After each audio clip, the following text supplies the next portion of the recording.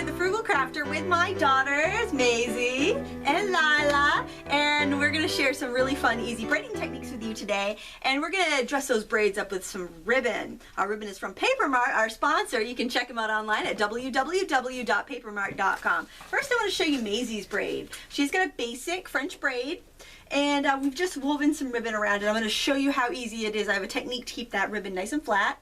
And here on Lila's hair, we have two French twists, and she's gonna fall over it on me. This is how we roll here. Got two basic French twists with some ribbon worked in. So let's go to the, I want to say go to the table, but I can't say go to the table. We're gonna go to the bar stool, sitting on the bar stool, and I'm gonna show you how to do these braids. All right, to do a basic French braid, what you do is you pick up a bunch of the hair at the crown. I'm going to try to keep my hands out of the way. And really, a French braid is just like doing a regular braid, except you continue to pick up hair as you go. So, you can tip your hair back, Maisie, your head back.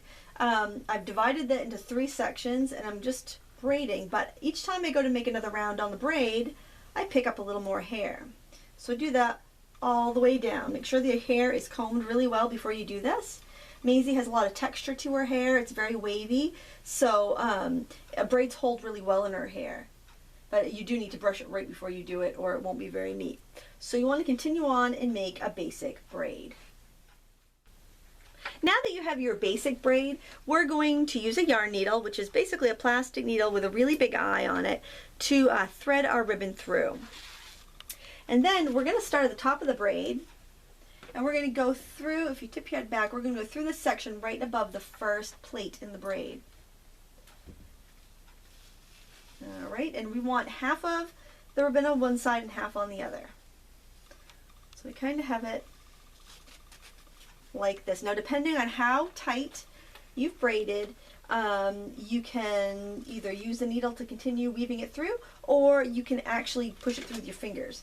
Now, Maisie, I'm going to ask you to hold this end of the ribbon, and I'm going to work on this side.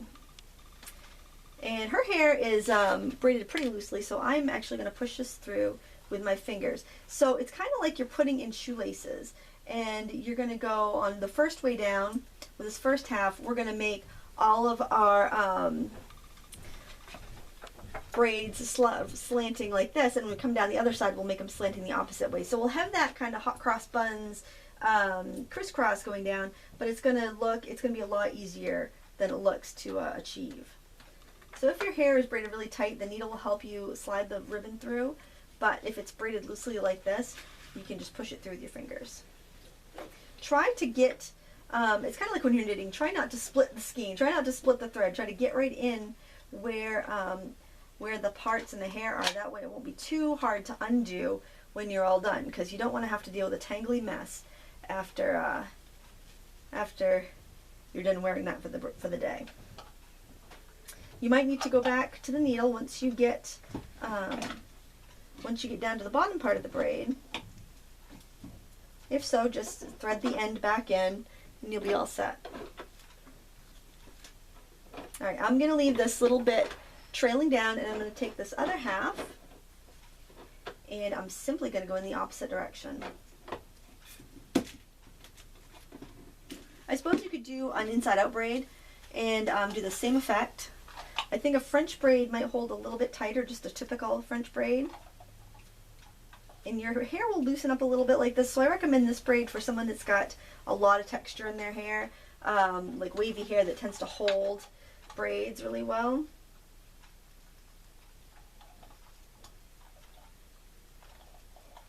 And I don't like to do it too tightly because I don't want it to be hard to remove. And I would really advise against doing your hair like this if you're going to go swimming or if it's a rainy day, because wet ribbon and wet hair are not a good mix. Trust me on that. Alright, and then I just continued by winding that around, and then I'm actually going to try to cover up my ponytail holder like that and secure it with a little knot. But then I had a little bit more of this ribbon, because those spools of ribbon from Paper Mart are humongous, that I'm going to tie a little bow here. Grosgrain ribbon, you don't really need to use any fray check on the ends or burn the ends to keep them from fraying, because grosgrain ribbon does a really good job at not fraying on its own. But you still might want to give it a little trim when you're done. just to make sure the ends are great. Now these happen to be our school colors, blue and white, so that'll be perfect to put your hair in before a sporting event. She wanted camo ribbon today. I'll show you the beautiful ribbon from Paper Mart that's camo, but I didn't think it would show up very well on her hair, but you know, this is great because you can get any theme of ribbon you like for whatever kind of girl you have at home. So that's how you do the basic braid. Now we're going to do a basic French twist, but I am going to add a little something different because my daughter Lila has very smooth and fine hair, so her hair doesn't like to hold in a braid as well as my other daughters. So what I'm going to do is actually brush up some of the hair around the crown and pull it into a tight ponytail, or pigtail I guess, because we're going to do two of them. I've already done this side, so I decided to leave that there and just do this side so that it would save a little time on the video. And when you use hair elastics, try to choose a color that matches your daughter's hair, so that way it won't show up so much. We can wrap the ribbon around it a bit, but if anything peeks out, then you won't even notice it. This will be a really fun hairstyle to do if you were being a princess for Halloween, or any sort of medieval or Renaissance lady. Alright, so starting with the hair in the ponytail, we're going to divide that in half, and we're going to twist it. Alright? You can twist it a couple times if you want. Then you want to start picking up hair and twisting as you go, just like you did with a French braid. But instead of braiding, we're just doing a twist. Certainly you don't need any sort of expertise for this. It's very easy. Ow. Don't worry if it's a little sloppy, sorry. Try not to pull your daughter's hair like I just did. Oh my gosh, the price we pay for beauty. Suffering for our beauty, right? Alright, so now I'm going to secure it at the nape with a ponytail holder, and that will keep this this twist in there. I know you've probably tried, like, remember when you were a kid and you tried braiding your hair for the first time, you just kind of divided it in two pieces and twisted it around and it didn't stay? Well, this will stay because we've got the two anchor points. Alright, so again, we're going to use the yarn needle. You know what? I don't think I need the yarn needle for this first part. I'm going to tuck the, I'll have you turn towards me this way a little bit. Alright, I'm going to tuck the end of the ribbon right under here, right under where I put the ponytail holder, because I got that little gap where we did those first two twists. And then I am going to just tie a simple bow. So I'm pulling out about 8 inches of ribbon here, and we can trim that a little bit later if we need to, or we can tuck it in. It's not a big deal. And I'm just going to tie a nice little bow, and that's covering up my my ponytail holder.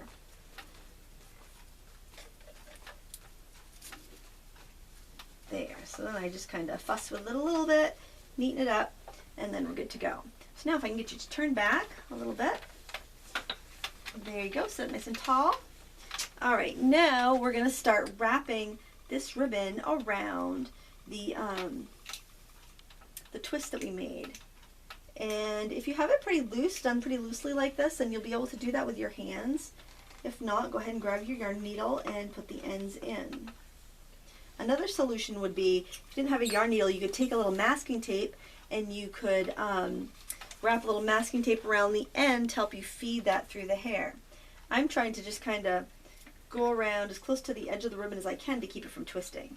Now you could, you know, tie the ribbon in with a ponytail hair holder to begin with and braid it right in, but I find that a lot of times it ends up going into the middle of the hair bunch, and then you can't really see the ribbon. So this way it's on the top and it looks really cute and it really shows up well.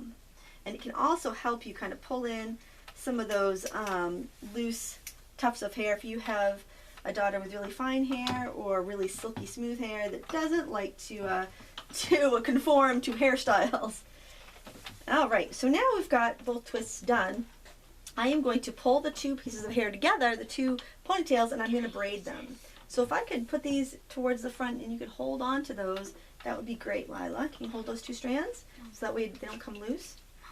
So I'm just going to basically braid these, and then we're going to wrap the remaining ribbon around the braid, just like we did in the bottom of Maisie's hairdo. So it's the basic braid. This will also help keep the hairstyle nice and tight and help it from unraveling during the day.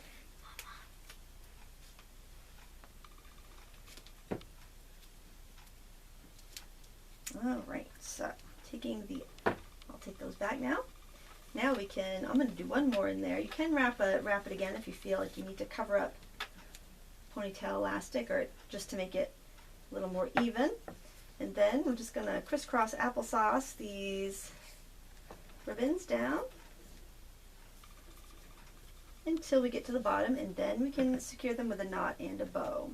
Now this ribbon can be used over and over again. This is a printed satin ribbon, which is a lovely flower and leaf design. So once I figured out about how long I needed it for these hairstyles, I would trim it at an angle and put a little fray check on the end. This is actually a pretty cute length if I wanted to kind of go down like a kind of princess style. But there you have it, a really sweet little hairdo for your daughter. All right, here we have our beautiful hairstyles again. We have Maisie's Basic Braid and Lila's Twist. And if you like these ribbons and want to see all the other ribbons available to you under the sun, check out our sponsor Paper Mart at www.papermart.com, where we make you look even better. Thanks for stopping by. Until next time, happy crafting.